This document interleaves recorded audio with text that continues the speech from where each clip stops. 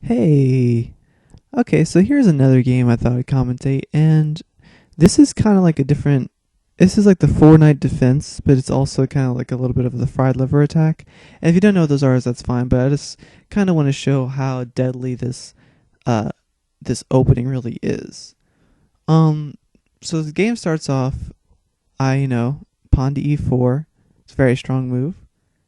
He attacks right away with his knight. Now, there's a few things I could have done from here. I could have kept pushing with my pawn and kind of make his horse, go around the board, but I don't really like doing that. I kind of want to have this control. I don't want to have this pawn, out in the open. I mean, it would be a good idea, I guess, but, I've seen this opening before. I've played it as black myself, and I do think black has a really good chance of winning if pawn comes up here, so I didn't want to do that. So I decided to protect my pawn.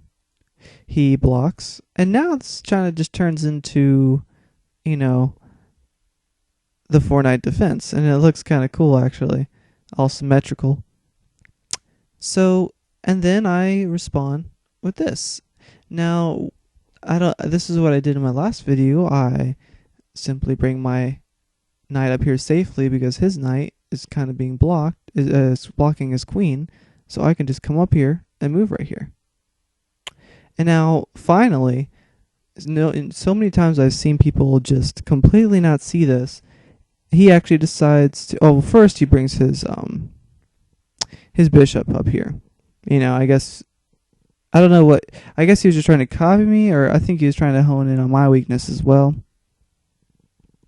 But then I just go on with the plan, and then this one time he actually sees this and blocks it with his pawn. But here's the deadly part about this trap. There are so many so many attackers on this pawn right now. He only has two. I have three. And so I decide to take. Now thinking that, oh, well, I can easily take this, pawn, and then I'll take his knight. He takes the pawn. Then, instead of taking this right back, I decide to just take, and this is kind of what the fried liver attack is. Right now, he either has to lose a queen or his rook, and his only thing to really prevent this is to, he can move, or he could just take with his king. So it's kind of forcing his king to take, and he can't castle anymore. Now, even though he may think that he's completely safe, he's really not, because what happens next, after he takes, now I have a very interesting move. It is to move my queen to f3. Now he's in check, and he has a lot of options actually from here. His best move would have been to move to e6, and if he would have done that, then he would have been able to protect this knight. But I guess he'd never seen this before. He decides to go back, which is a terrible idea.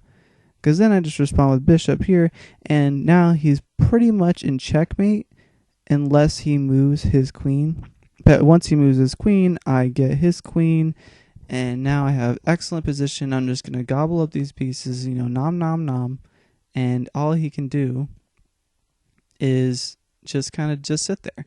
So he actually resigned right after this, so I just wanted to show how deadly this setup really is. Okay.